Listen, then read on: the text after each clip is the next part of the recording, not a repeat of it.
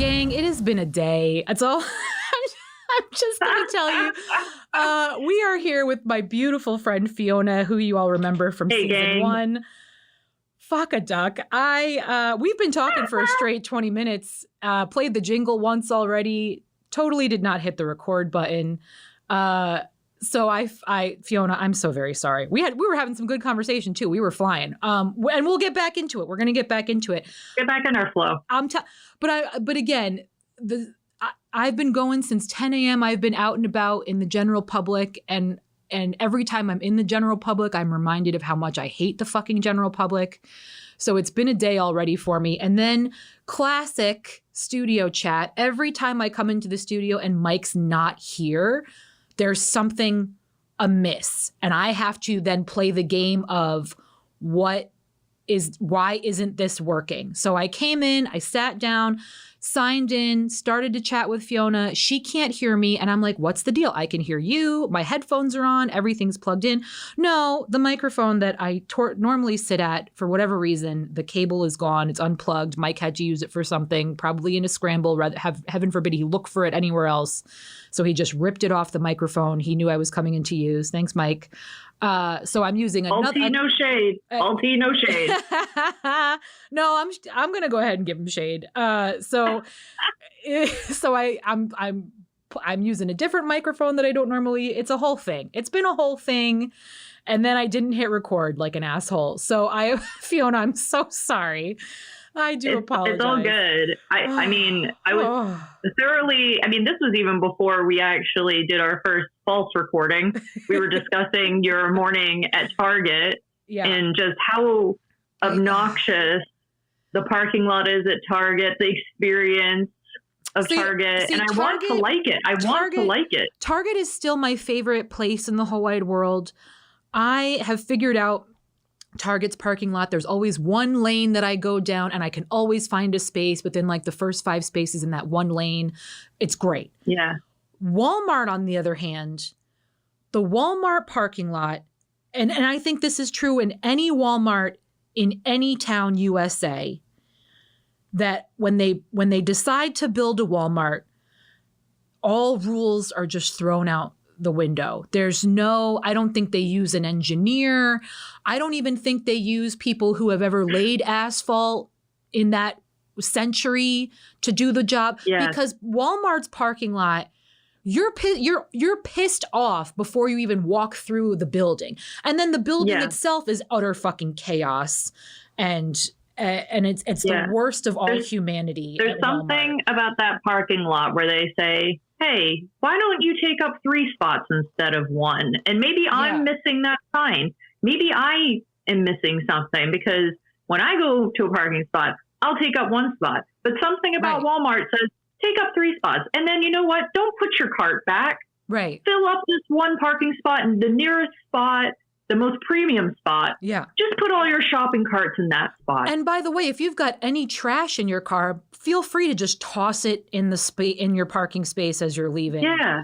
Just leave it. Walmart is genuinely the worst of humanity. And what does it say about our country that Walmart is like the biggest company, the biggest brand, the most popular, well-known?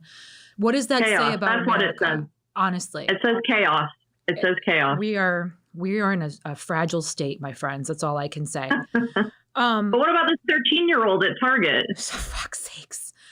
As I was explaining to Fiona, you guys, well, as everyone knows, everything sucks. I'm extremely broke right now. I'm having a really hard time even getting overtime at my job, which is bananas because they claim we always need people. So I'm like, hi. So I need money. Thank you. I am people. I'm willing to come in. Nope, we don't need you.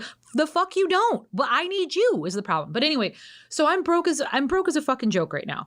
I had 5 things to pick up at Target. For whatever reason, one of the main items I typically get is like completely sold out every other week. So I get there, had 5 things on my list. One of them was already eliminated because it wasn't on the shelves. Okay, great. I'll be out even faster because I don't have to stop down that aisle. Well, no. There was a fucking mom and her 2 tweens, and they were had their head in the clouds trying to find this one item on a list, probably some bullshit they saw on TikTok that they've never seen before in their lives. The back to school list. This is what we were getting into. Well, but we weren't in the back to school section. That's the thing. Like, it would make sense to me if you needed to get a binder or some bullshit, whatever, but we weren't even there. We weren't anywhere close to that section. And believe me, I know the entirety layout of my Target. I know where we were at. But so the fucking, so one of these little 13-year-old assholes on her fucking iPhone, she like actually kept looking back at me and could see she's directly in my way. All she had to do was shimmy over 6 fucking inches and I would have blown past the 3 of them and gone on my merry way. But no, she just had to keep looking at me. And I was so close to just ramming her with my fucking cart. Like, you, like, bitch. Like, and then her mom's right there too. And you would think her mom would be like, oh, sweetheart, why don't you get out of her way while we're looking for this item? No, they're all just in their freaking world of bullshit and whatever. And I just, at that point, I was so done with humanity because I was surrounded by people that don't know how to drive or merge or turn or brake or whatever the fuck. But this did bring me to... I can't leave the house anymore. I feel you. I can't. This did bring me to the question, though, of our back to school lists, I thought were nuts. And I was like, do kids even have that nowadays? Because they got laptops and all this. And then Liz was so kindly enlightening me to the insanity that is a back to school list now. So please let the people know. Well, but let's start with this. Where the fuck do these teachers get off saying these specific things are what is necessary for my class? Because at the end of the day, so I will say when the list I think started in general for the country, I think the lists started around the time we were in 4th, 5th grade. So around 10, 11, all of a sudden now they have these lists these are the things you need for bed. Whereas I don't know how our parents' generation did it, but I would assume it was like a couple of notebooks, pencils. Yeah. You get your textbook at school. They didn't have smartphones. They didn't fuck with calculators, whatever. So that you didn't need a whole lot back then. Now, all of a sudden, you need all this accoutrement. Oh, and by the way, you're also supplying the school with shit. So you have to bring tissues. You have to bring paper towels. You have to bring disinfecting wipes. You have to bring hand sanitizer. Why the fuck am I bringing all of this shit? And every student, so 600 kids are bringing 4 packs of tissues. Where are you putting all this shit? This is wild to me. So I'm filling your supply closet? What is that? I understand that we don't give our educators dick for a budget, but Jesus Christ, it's wild. I don't get it. It is. I don't get it. I don't get it either. But to your point, and I was saying, again, in the area we forgot to record, I'm a very, I don't know if anyone can tell, but I'm an absolute control freak, and I'm also very self-aware. So I knew growing up, I know how I take notes. I know how I keep things organized. I know what works for me. So those lists were all but ignored because, every subject wanted a 3-ring binder. 3-ring binders are pieces of shit. I fucking hate a 3-ring binder. Agreed. I want them all to be thrown into the ocean, never to be seen again. Agreed. 100. I fucking hate a 3-ring binder to this day. So yeah. I think I had one teacher in 6th grade that actually gave us credit if we had the things she wanted on her list. So you would get an extra 5 points or some bullshit if you had the 3-ring binder and the folder and whatever. So I don't think I ever got the extra points, but at the same time, my notes were immaculate and my backpack always looked good. You would never find a loose sheet of paper anywhere. They were always where they belonged. Thank you very much. I had the opposite energy. The most goated item of all time was my Lisa Frank Trapper Keeper. I did have one, I think 1 year I did have one. That's all. I mean, my mother, we would go to Staples. We'd get all the stuff they told us, all the different folders, binders, the type of paper, all this stuff. But when I tell you, it would all get shoved into that Trapper Keeper, zip it up, nice clothes. Nobody would know my secret, my dirty secret, that all these papers were a mishmash.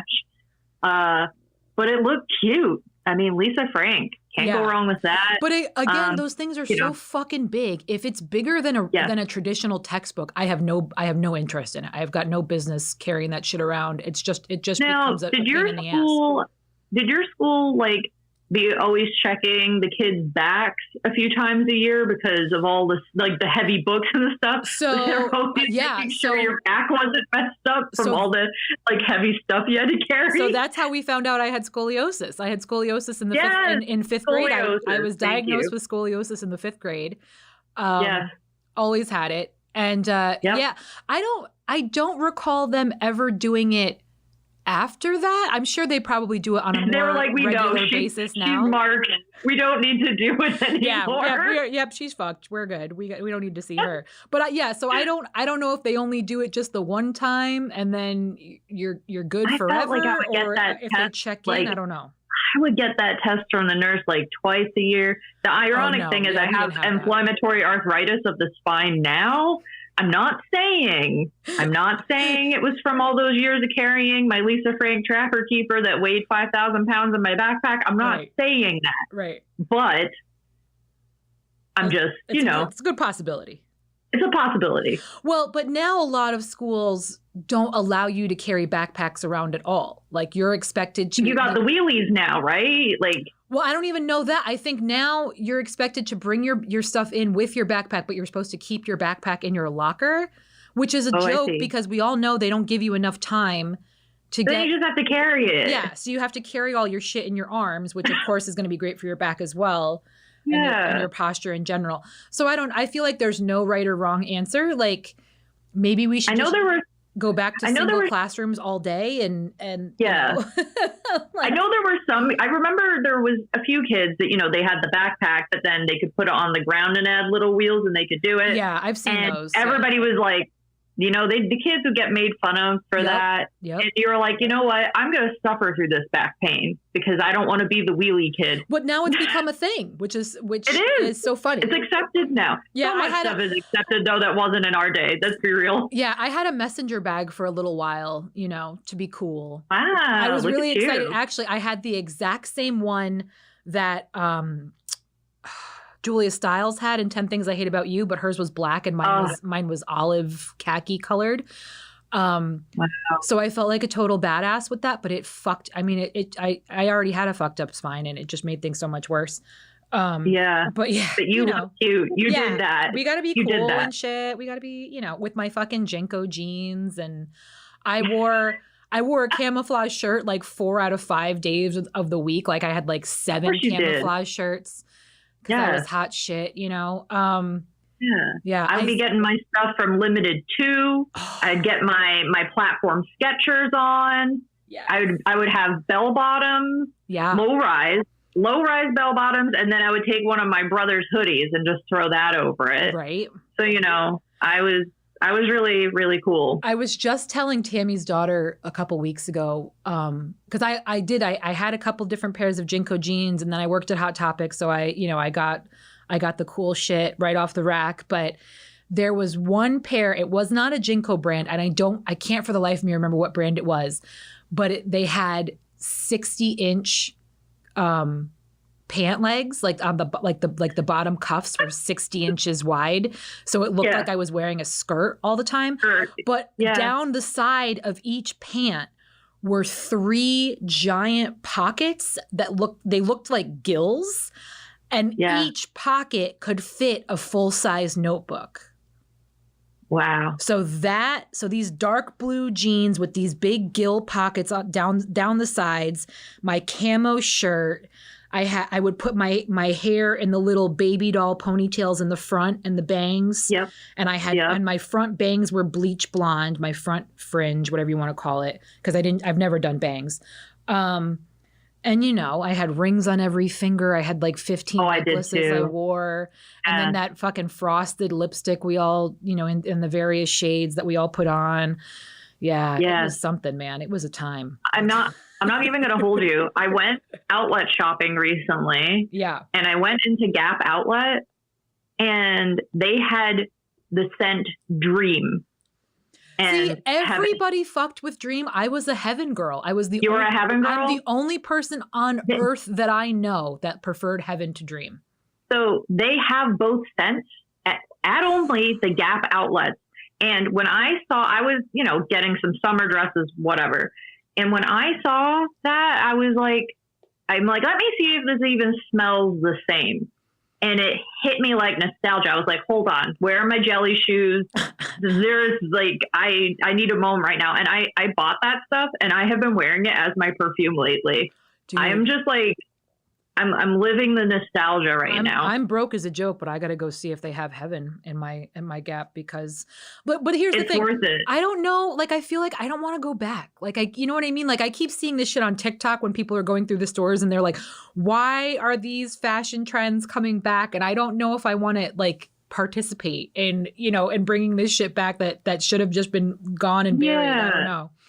But I'm not sure about the fashion trend, but that scent just hit me in the fuzzies. And everybody was a fucking cucumber melon gal. I was never a cucumber melon gal either. What were you? I didn't fuck with Juniper Breeze either. Everybody loved Juniper Breeze. And there was a peony one, a rose peony or some shit. Oh, and everybody did that St. John's apricot scrub shit that fucked your whole face. Yeah.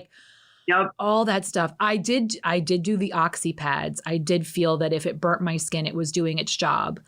I definitely did the oxy pads. I never fucked with Noxzema. I did the Neutrogena for the gentlemen, for a little bit. You got the Axe spray. There was Curve. That was one that was really popular. I never liked Curve. I never liked Curve. Tommy Hilfiger, that perfume, absolutely. And I still wear that to this day. I do still have Tommy Hilfiger. And then, like I said, Gap Heaven. Those were my two in high school. But some of the Axe body sprays are okay. But the problem is boys don't understand moderation.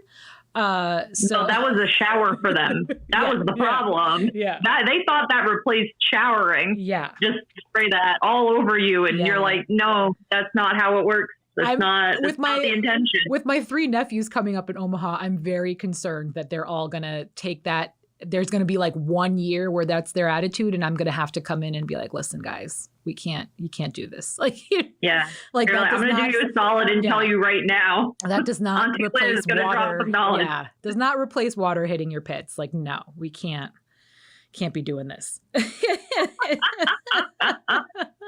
need to put that on the back to school list.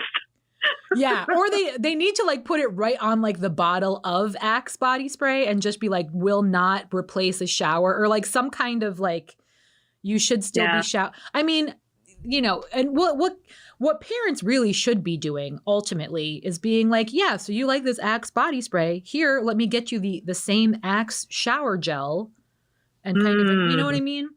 But it's you got enough going on. Just bring Terry Crews back, right? Didn't he do the commercial? He did the Old Spice. No, I'm getting confused with the Old Spice. Getting confused. Yeah. You know what? Bring him over to Axe. Let him drop the knowledge, and I think. But you know what it is now? Listen.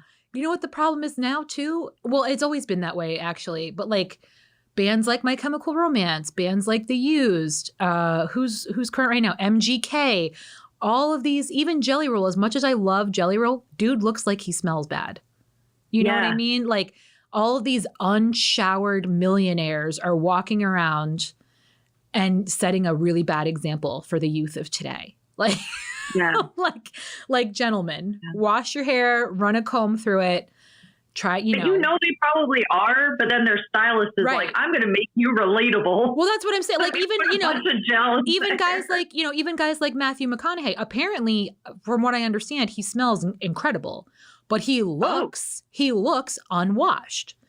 So I just don't know what the right answer is because who in your opinion is, well, you've met several celebrities, but who in your opinion would be the best smelling celebrity? Who do you think just looks like they smell good? We talked about who looks like they smell bad, but who looks like they smell real good? I mean, Chris Evans all the time. Oh, Carl Urban, absolutely. Oscar Isaac, definitely. Yes. I didn't, as everyone knows, when I've told the Jason Momoa story, I didn't even get enough time with him to smell him. He looks like he smells, but I guarantee you he probably smells really good. Same thing with Sebastian Stan. Sebastian Stan looks like a smelly Billy, but I bet you he smells okay. I'm excited to meet Ernie Hudson. I bet you he smells excellent. Carl Weathers, R.I.P. He looked very nice, very well together. I don't know that I got a whiff of him, but I bet you he smelled great too. Okay. Yeah, there's Zachary Levi. My God, there's an example right there for you. That man, groomed, coiffed, beautiful, beautiful man. Wow.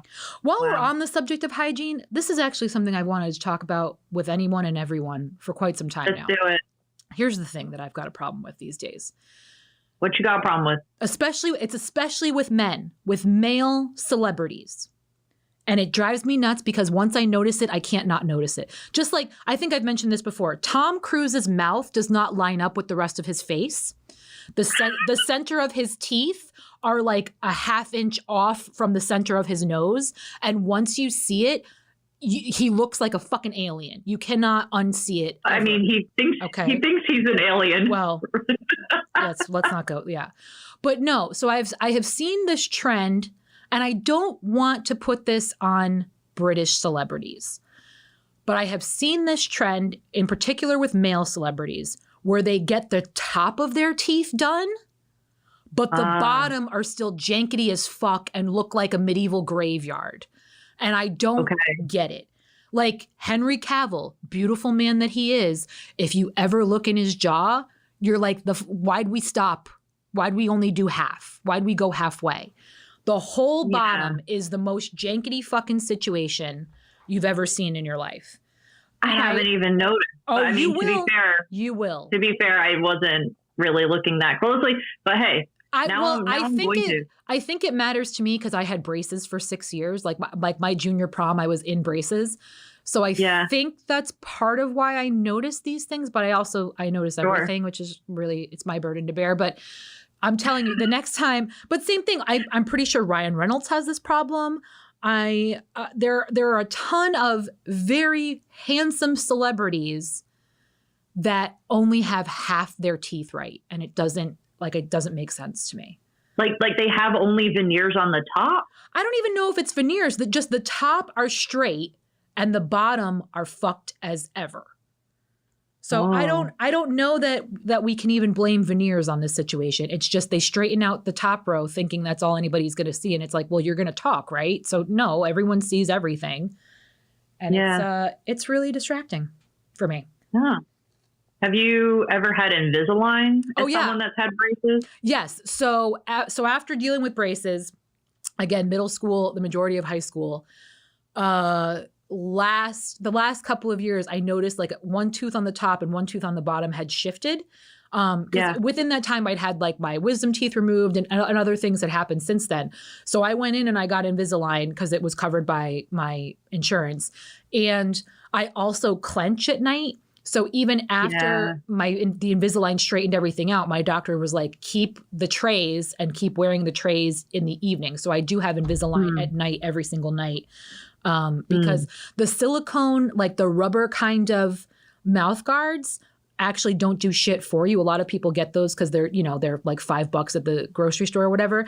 So people get those if they grind or if they clench. But in reality, all you're doing is like you're treating it kind of like a chew toy, like a dog toy when you're sleeping and you don't even realize. So you need something substantial. So I have Invisalign trays every single night when I go to bed. Yeah. And I notice a difference if I don't sleep with them. Yeah, I never had braces, but my brother did, and now he's going through the whole Invisalign journey. And I'm like, man, I feel like everybody I know that had braces, it's like now they have to do this. It's the whole thing. Listen, my teeth are not nice by any means. They are quite janky, but I'm just glad I don't have to do any of that. I will say, many years ago, I did go to the dentist, and I have a gap between my two front teeth, and I'd said, hey, I'm interested to fix this. And this was like the dental assistant, who's doing my cleaning. And they went, well, you're just being vain. Rude, literally, first of all. And I was like, oh my gosh. I was like, okay. And they went, it's not that bad. Plus you have a crack in your molar. We need to put a crown on that and fix that. Like you need to have your priorities straight. And I was like, oh my, I didn't even know I had a crack in my molar. Like what is going on? But also that's really weird. You would think anybody else would be like, yeah, sweet. That's another bill for me. Like no problem. No kidding. Who the fuck is like, no, we're not doing that. I caught this dental assistant on the wrong day. And Did they go to Target before your appointment? They must have been at Walmart. I do not know. But for realsies, I left that place and this sent me down a horrible path. So I used to get my eyebrows threaded. And so I left there and I'm there getting eyebrows threaded. And if you're anybody that's gotten your eyebrows threaded, you know, they look at you and they go upper lip and you always say no. Because the minute you do it, then you have to do it forever. Yeah. And that day she goes up, I go, no, I don't need it. And she goes, honey, you need it. Oh, fuck. And then I was like, oh God. I'm like, do it. And since then, I always have to do my upper lip. But speaking of eyebrows, because this has also been on my mind a lot lately as well, because I'm seeing it everywhere. Listen, gang, I don't care how thin you fucking want your eyebrows. I don't care how thick and blocky you want your eyebrows. People are walking around looking like they've got like the really long Lego piece across their fucking forehead. That's fine if that's what you want. Great. If you're going to color in your eyebrows, you got to go darker than your hair color. Just a shade darker. Don't try to match your hair color because everybody goes way too light. And then by the end of the day, you look like you've got like some auburn crayon smudge across your face. And it's not a good look, people. Y'all look ridiculous. And it's time somebody told you. So yeah, you need to use not sponsored, but Anastasia brow pencil, best one.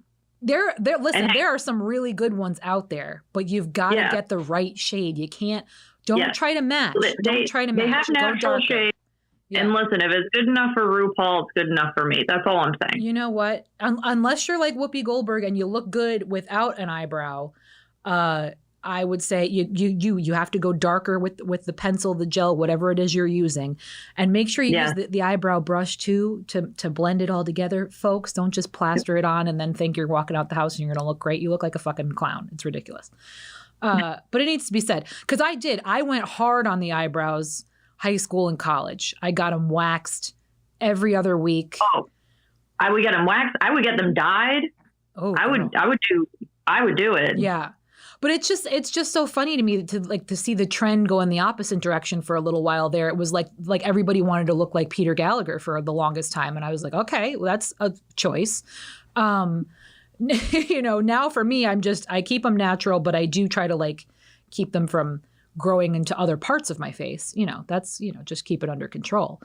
But I swear, I don't know. But I don't. And again, I don't understand why. Like I said, with the guys with their teeth, like why is the priority just the top row when it's like we can still see your bottom row of teeth too. So yeah, while you're in there. I do want to also say I did go back to that same dentist and the next year, or maybe it was even 2 years later, the dentist was like, has anyone talked to you about Invisalign? When they came in at the end to check, the dentist is saying this. And I said, well, one of your techs 2 years ago told me I was being vain when I inquired about it. And the dentist looked beyond mad. He was like, they said, what? Yeah, your tech made me feel like an asshole. So. And then they were like, what was their name? And I said, well, it's in your system. You can look up whoever they were. And then they walked away. They come back and they go, oh, yeah, they don't work here anymore. And I'm like, yeah, you're losing business. This person. No, for real. Making people's confidence shatter. My God. That'd be like if I was a waiter at a restaurant and you'd be like, oh, how is this? And you don't need it. You don't need the extra calories. Don't worry about it. What the fuck? That cheesecake isn't for you, ma'am. Yeah. I would be like, dear God. Yeah. We've got some low fat sherbet. You can have that.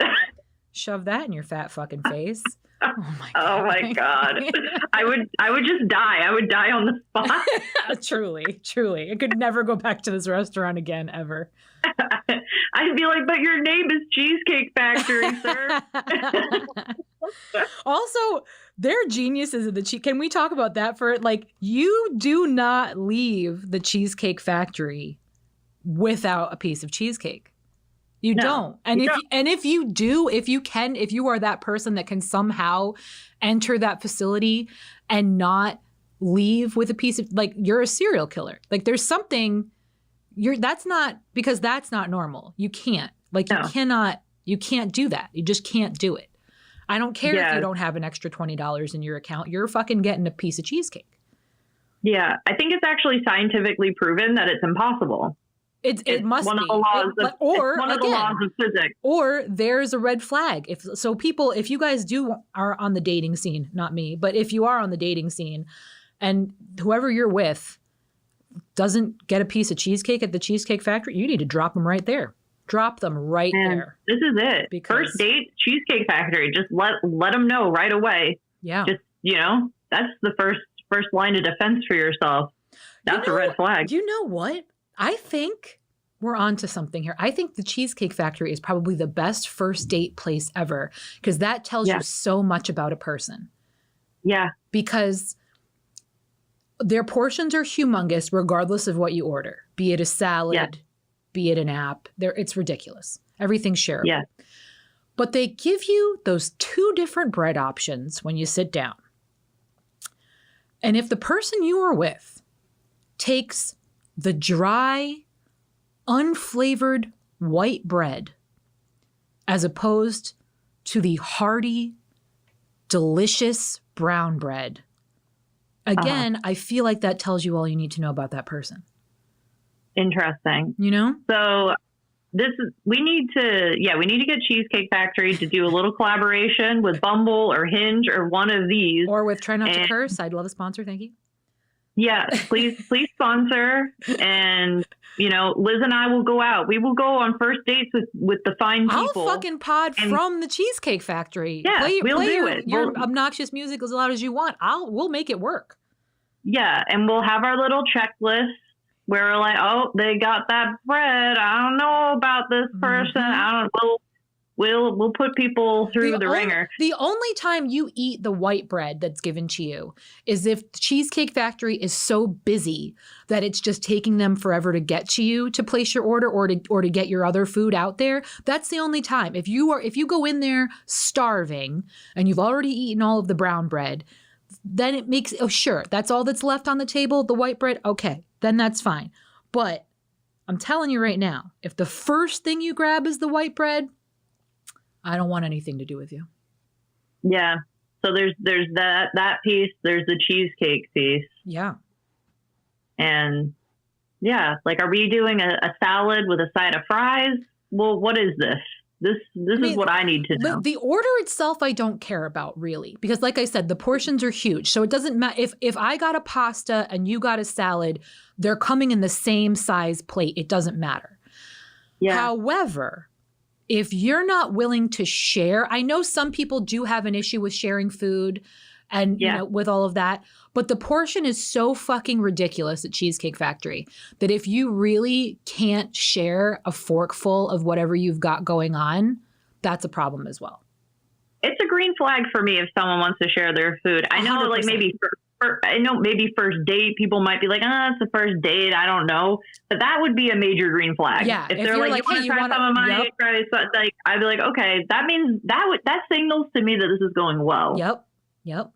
That's why Tammy is my hetero life mate. Tammy is my wifey because she's number one sharer always. You want a piece of this? Do you want a bite of this? Even like if she's like on the last bite, she'll say, "Oh, do you want this before I finish it?" She's a real one. Wow. She's a real one. Oh wow.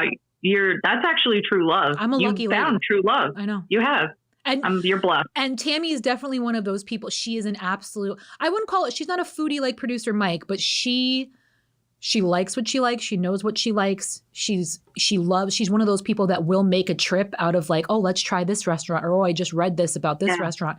So for her to still also be generous on top of that, I'm telling you, she's a real one. Yeah, absolutely. I just did a dinner with my bestie, her husband, a date of mine. We all went out, the four of us, and we walked into this scenario thinking it's awkward, and you're like, I know, I looked at the menu, I know what I'm getting.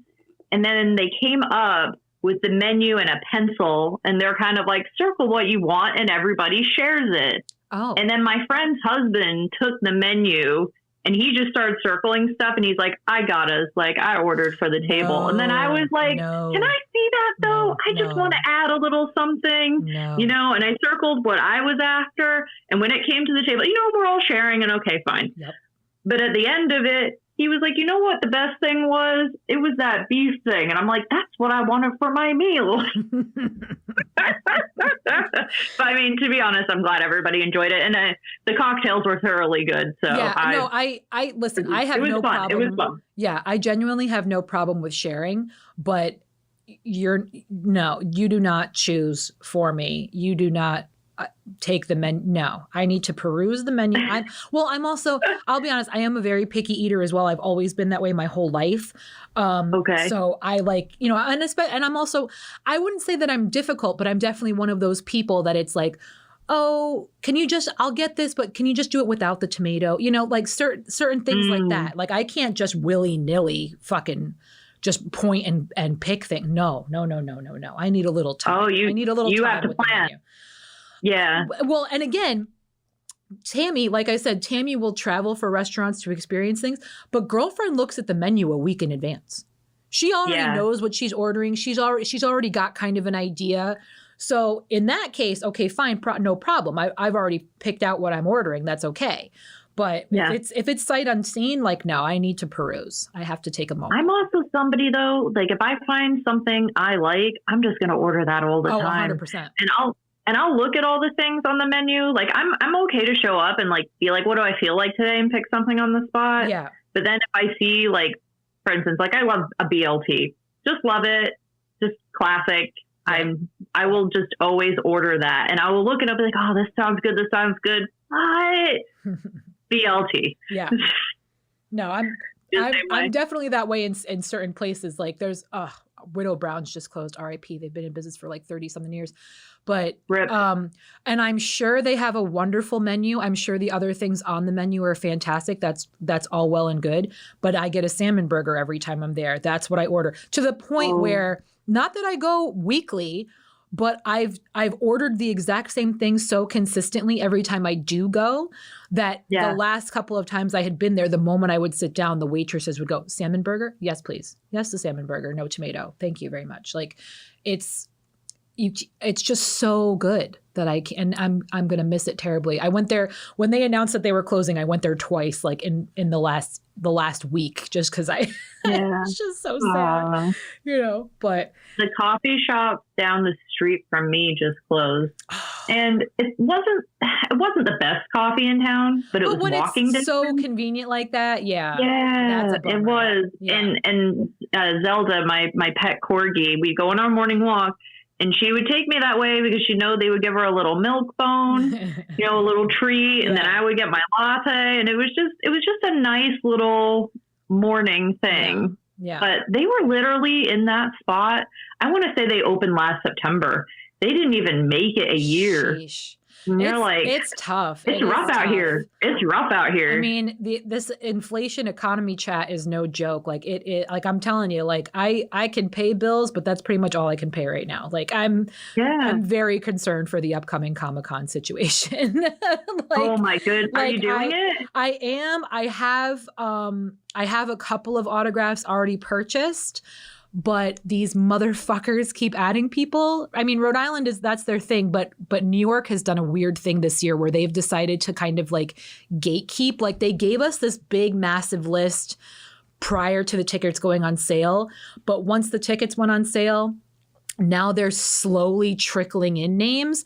And I just want to choke everyone because they're just fucking up my whole life right now. It's really terrible. But yeah, are these all new people that you haven't seen before? Or you do revisits? Oh, these are all new. No, I will do the only person, and I've said this repeatedly on the pod because I'm putting it out in the universe. The only person that I am repeatedly visiting when they come around is Zachary Levi, because my goal is I want him to remember me one of these days. I want him to, because he's just so fucking wonderful. I saw Harold and the Purple Crayon recently. I thought it was going to be absolute shit. It was actually quite delightful. There was a dad with his 2 kids in the theater, and the dad was like losing his shit laughing at all the corny jokes. It was really adorable. So Zach, and now you get to tell him that when you see him. So Zachary Levi is definitely a repeat. I've been fortunate enough to meet him twice. I have my mom and I have a selfie with him. I have a selfie with him, just him and I. I have his autograph, and I also have, he wrote a book. I have his book autographed as well. So yeah, he is my repeat. I'm trying to think of, and then James Marsders I met twice, and Charisma Carpenter I met twice, only because when they came back around through town, I got their autograph for someone else.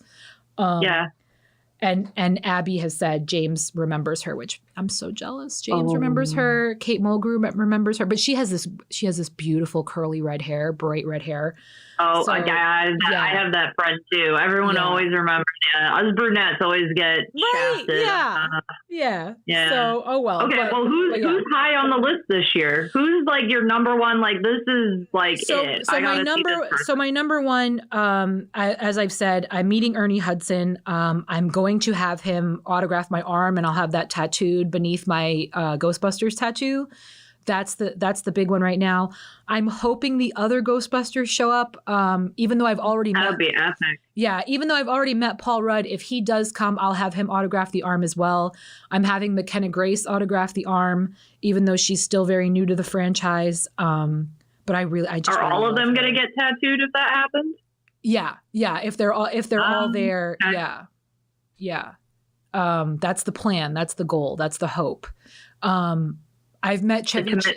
So I have 3 white whales. So Patrick Stewart is still the only member of TNG I've never met. He does not autograph anymore because he has really bad arthritis. So I'm hoping one of these days I can at the very least catch him for a photo op. I remember you talking about this. Yeah. And then I've met Chevy Chase, which was not an experience anybody should ever go through because it was just it was not worth it. But I've not heard good things. But he's a 3 amigo, so my hope is to one day meet Steve Martin and Martin Short. I don't know if that will ever happen, especially with Steve Martin retiring after this season of Only Murders. But I'm hopeful, so we'll see. And then also John Cleese canceled last year or the year before, and my mom was supposed to come and meet him with me, but he canceled. He's back this year, so I'm hoping to meet him this year.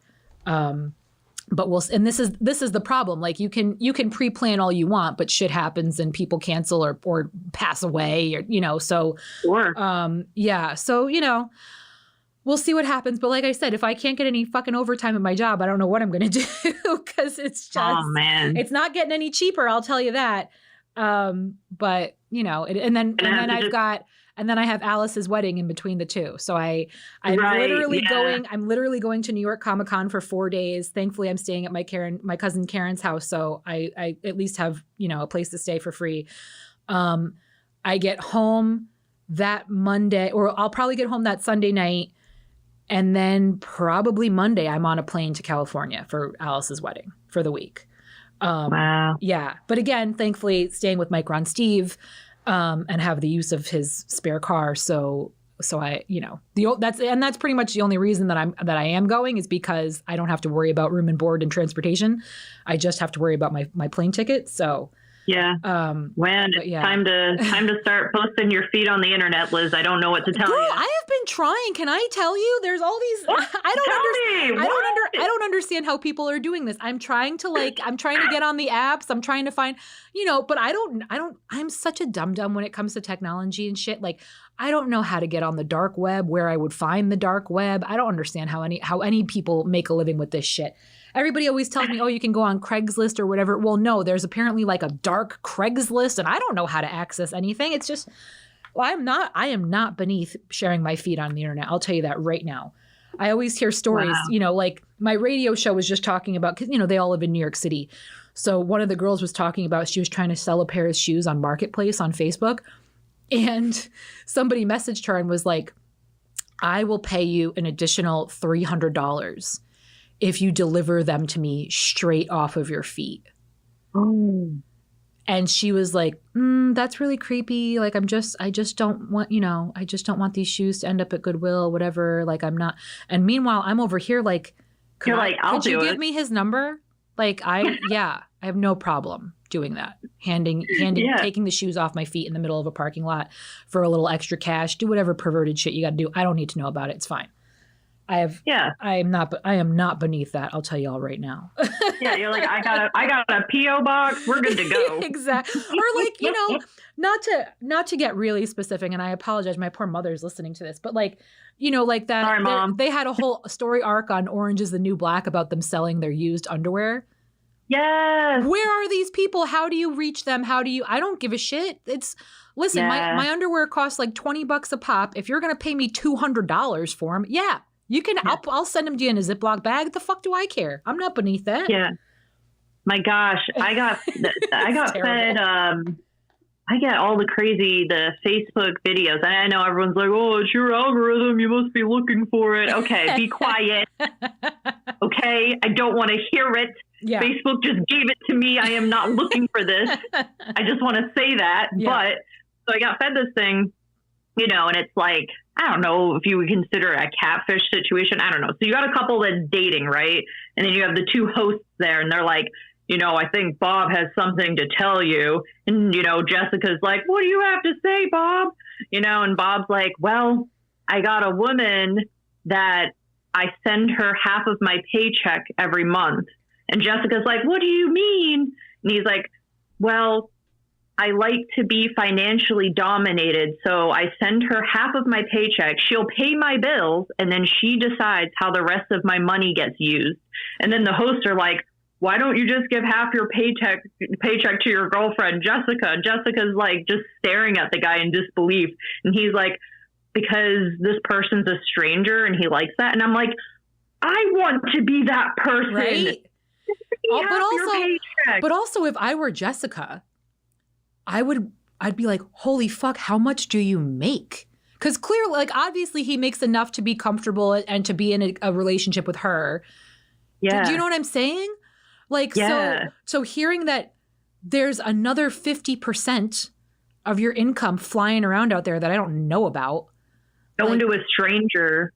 Yeah. And apparently this guy, he's like, and then, Jessica's like, and I mean, I'm like jumping in halfway on this clip because, it's Facebook, right? So they're giving you like 40 seconds of something and I don't know what show it's from or nothing, and she's like, wait, you have a house in Las Vegas.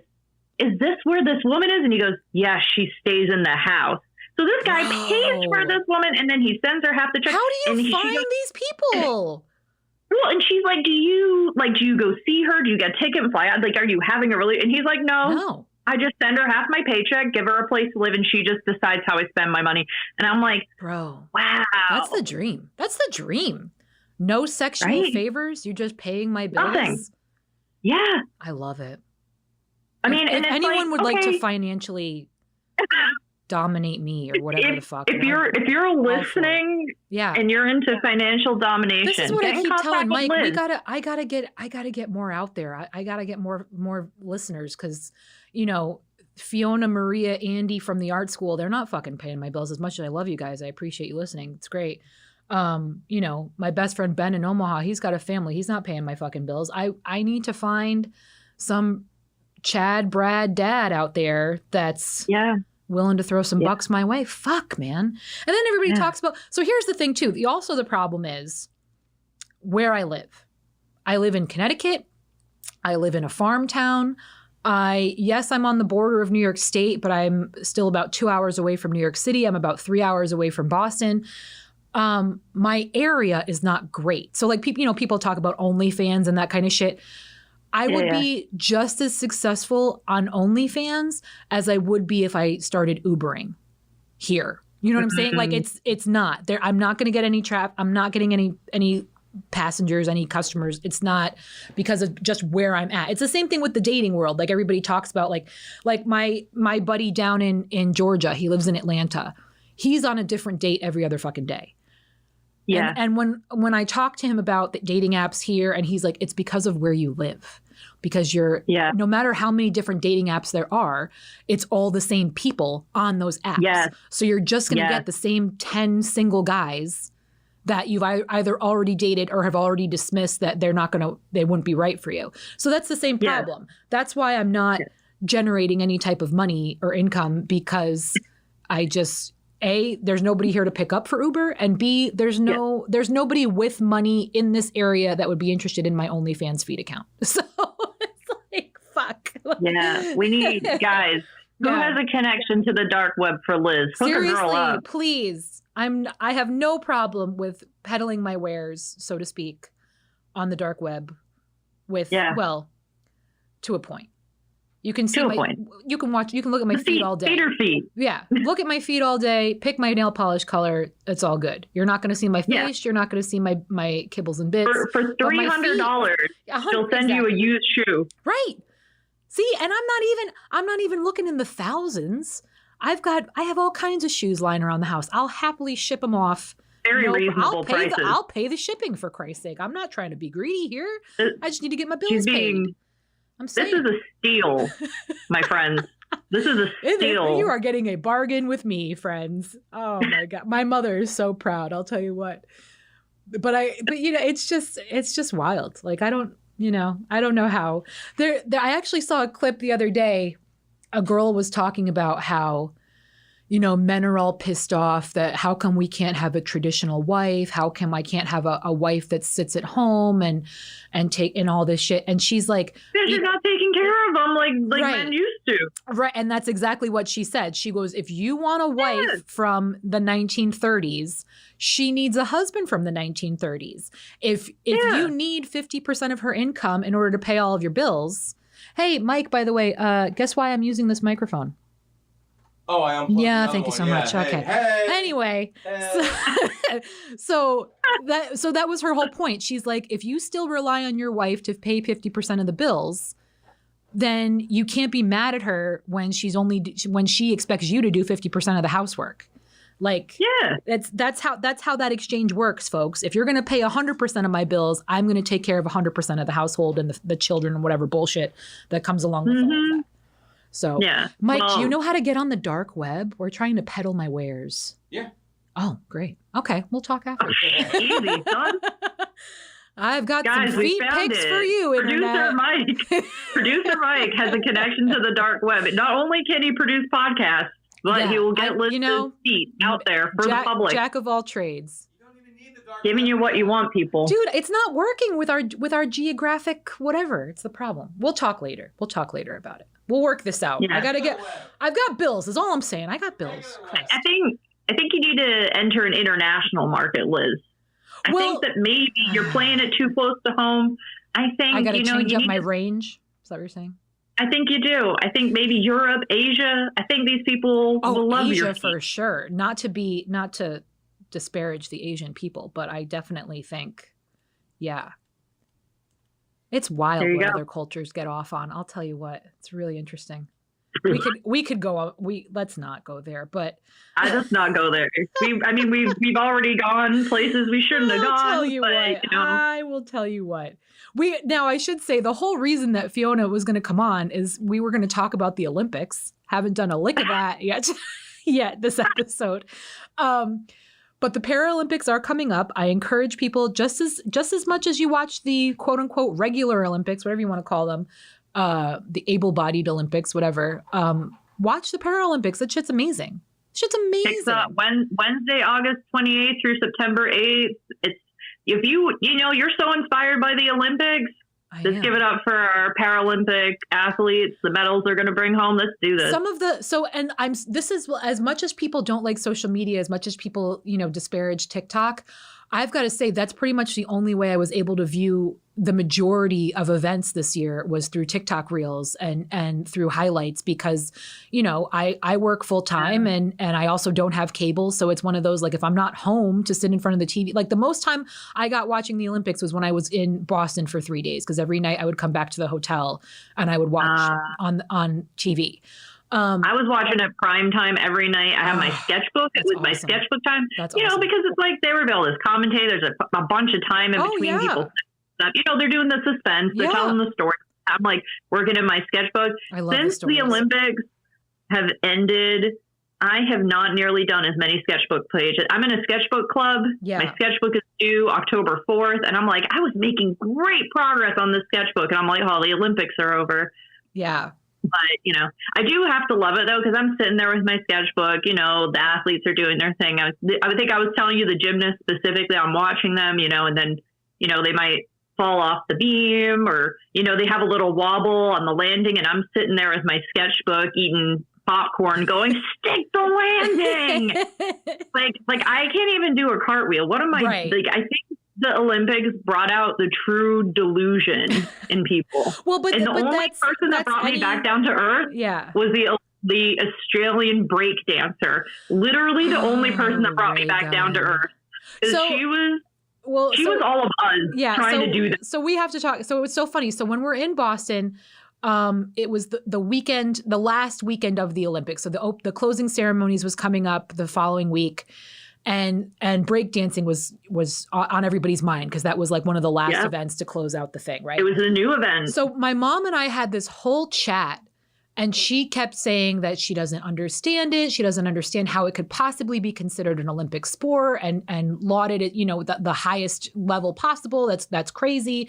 And I kept trying to explain to her, like, you don't understand. Like, they have world championships, and these are things that the human body shouldn't be able to do. And the Red Bull breakdancing contest is insane. Yeah. So she just refused to get it. She refused to even hear me out about it. She thought it was ridiculous. Then the ray gun thing happened, and I was like, fuck. Because that's just proving my mom's point. But thankfully, my mom, who never watches television of any kind, let alone, TikTok, she's not on TikTok or anything like that.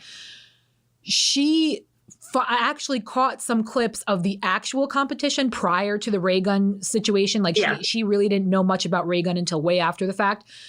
So she caught it, and she's like, holy shit, wow, the stuff that they can do. And I said, that's what I was trying to tell you. Like, you don't understand. Like, it shouldn't be humanly possible for them to do those combination of moves and for as long as they did and on rhythm and all that other shit.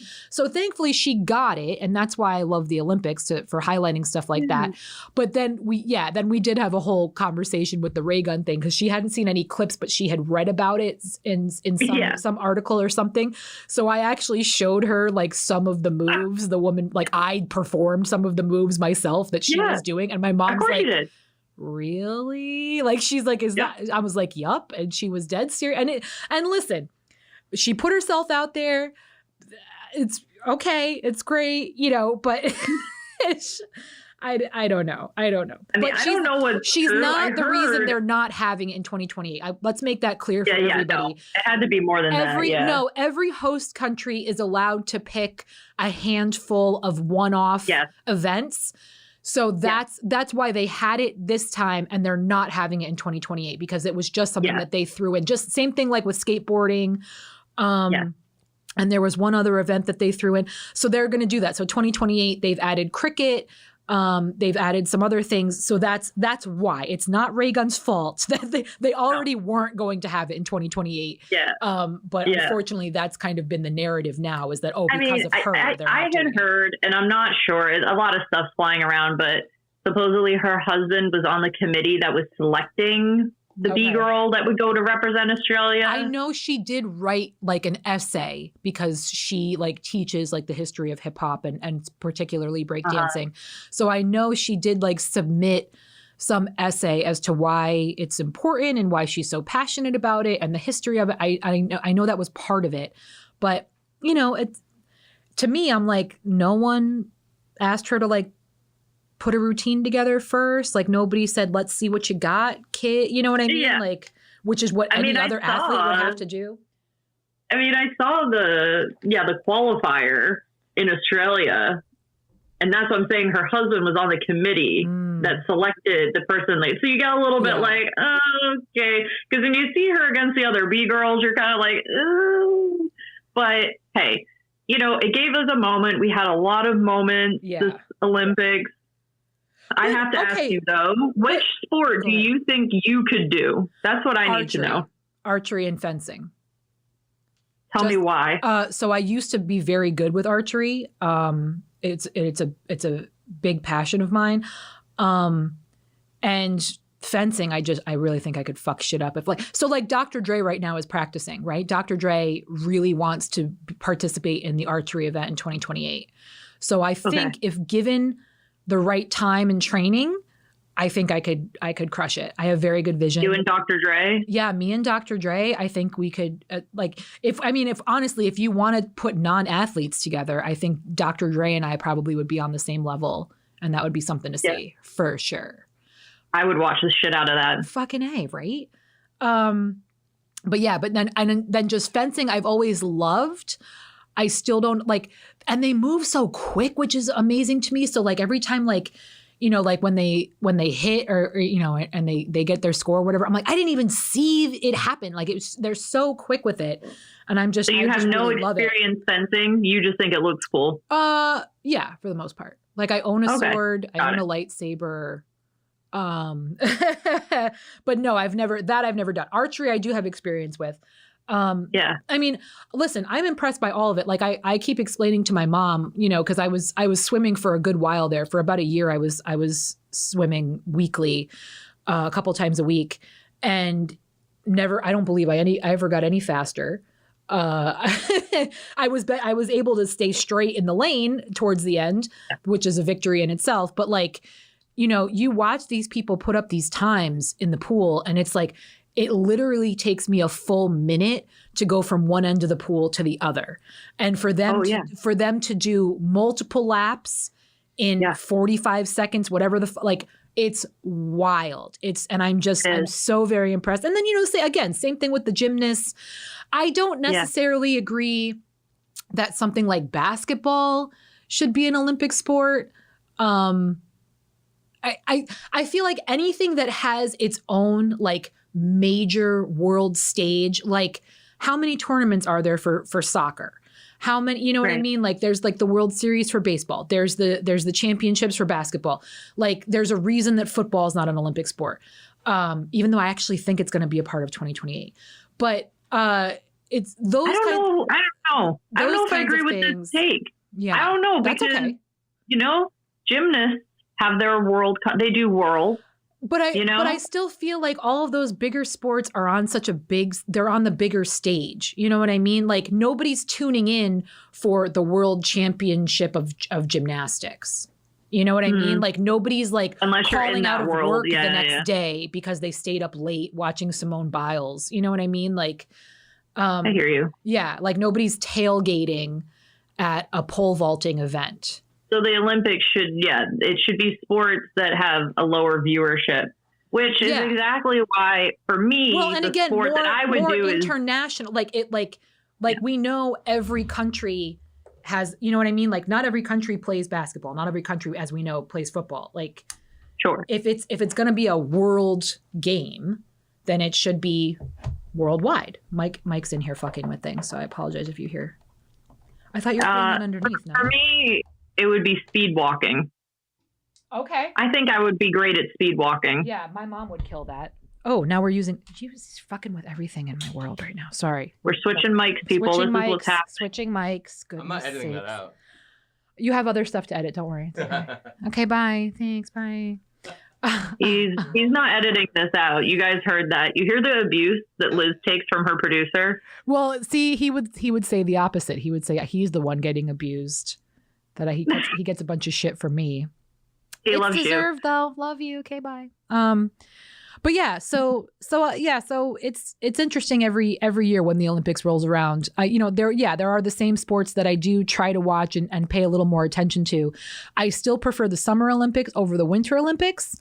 I'm far more impressed. I think most people do. Yeah, I'm far more impressed by track and field than I am by like snowboarding a pipe kind of thing. But at the same time, like the downhill skiing shit is crazy. There are some pretty stellar winter events too, but I just think ice skating. Yeah. But I also think it's also like like I've never learned to ice skate. I've never learned to ski. I've been on a snowboard for like 5 minutes my whole life. So I also think it's like things that I'm more familiar with are just summer sports. You know what I mean? Yeah. So. Yeah. Did you see on Netflix, there was, I think it was called Sprint. Yep. There was a I just started that. Yep. I just started that. I'm halfway into the Simone Biles because they only released 2 episodes by the time I got to watch it. So there's 2 more I have to check out that just got released. Yep. Even the behind the scenes, the NFL stuff, I watch all of that kind of stuff. There's a Netflix show called Champions. There's a Netflix show called The World's Greatest. There's a Netflix show about like specifically about, like world, like country specific sports. So like there's one country in Italy, there's one sport in Italy that's literally only played in Italy. And the only way you can get on a team is you have to be born in Italy, but also your teams are based on the zip code in which you were born. So even though I live in Connecticut now, if I was born in New York, I would be playing for a New York team with this sport. That's how they do it. And I see. And it's a combination of rugby and like MMA fighting. Like it's fucking gnarly, this sport. Yeah. So there's all kinds of really fascinating shit out there in this world. And thank goodness we have the internet to show all of us, you know, what other countries do and their traditions and all of that thing. The internet's a horrible, horrible place for a lot of reasons. But at the same time, you know, if I can pay my bills with my feet and I can learn about a sport that's specific to one country, it's all right. You know, there's something for everyone. I'm telling you, that would be your scandal. That would be your scandal because you would get on the archery team and you'd be like, with this young lady with Dr. Dre and they're doing their archery thing and scandal. She sells her feet on the internet. But again, how it would many blow up? But how many Olympic athletes did we hear about that had an OnlyFans? Oh yeah. In order to pay for their training and shit. Right? Because this is like the Olympic Village. The Olympic Village is just, I mean, it's a criminal that they put them on cardboard beds. Those beautiful people with all of that energy. They were still fucking. Did you see all of those? Yeah. They were doing cartwheels. They were doing backflips on those beds to prove that those beds were not sex proof. Like they were like, we can absolutely still get it on. Like also, what kind of vigorous sex do you think we're having? Like it's not the Olympics of fucking. Like I'm sure a lot of them were just happy to get missionary and move on with their day. Like what kind I would be too exhausted. What kind of acrobatics do you think we're doing after competing and training for 2 weeks? I did like a triple back with a twist. I'm saying no. I'm just going to lay here on my side and we'll figure it out. Like, honestly, it just really cracks me up. I don't. It's the people that get out in the first round that don't make it in the qualifiers. But yet they provided 3,000 condoms to the athletes. Like, I think they broke down the math and they said it was something like every and it's just males also, like what do the females need with a condom? The males should be having the condom. So if you're breaking it down by just the men, I think they said like there was enough condoms distributed that each male could have like 32 condoms a piece. They weren't even there for 32 days. Like, so we've got these cardboard beds that are supposed to discourage fucking, yet here's a backpack full of condoms that we don't want you to use. Make it make sense, folks. Make it make sense is all I'm saying.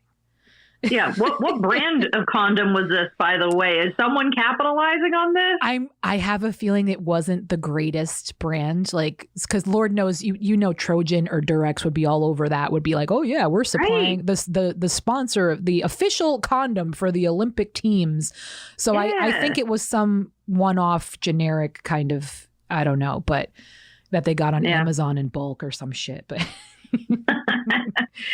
brings us back to the initial discussion of Target. Right. Why go when there's Amazon? Just get all your needs off the internet. I know. Don't go out in public. People are terrible. Sell your feet. Watch the Olympics. Yeah. Live your life. We're running long, but all I will say is, and Maria can attest. Our pal Maria can attest to this. I've recently had an issue. I recently had an issue with UPS in Canada. I've also had an issue with the Australia Post. Prior to going to Australia, I had ordered some things from the merch store for the podcast that I listen to in Australia. All they've ever done on that podcast is talk about how absolute shitty garbage people the Australia Post is. And I can confirm that firsthand, yes, the Australia Post is absolute trash. And apparently UPS International is also equally trash. So I'm very appreciative of the UPS that we have here in this country, as well as the USPS. DHL is still trash. FedEx is still garbage as far as I'm concerned, but I am very appreciative of those two wonderful entities, the people in the brown pants here in this country. That's all I'm going to say about that. But this has been nice. We, like I said, when Fiona and I first talked, we weren't really sure what we were going to talk about, what the latest updates were going to be. She's like, I've got the Olympic blues, in between waiting for the Paralympics to start. So I'm glad we got some content here out of this. But as we wrap up, tell people what's going on in your world. What are you doing lately? What am I doing? Well, I have a YouTube channel. Sure you guys do. can check me out on there. I just launched memberships as well, so people get early access to my videos. So that is Fiona C Art on YouTube. I'm also on Instagram, FionaC.nyc. I got an online shop with all my art. Yeah, girl. No feet pics, but we'll see how the year goes.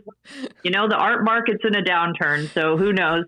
So that's www.FionaC.nyc is the website. And you can find me on the internet. I'm always up to public art projects, paintings, ceramics. So if you're into art, come check me out. You're awesome. Well, again, guys, this was Try Not to Curse, my dear friend Fiona. And you know what? Maybe when we go to Alice's wedding in October, we'll have another chat there. That would be really nice. Let's do it. But you guys, thanks again for joining us as always, and we will catch you next time.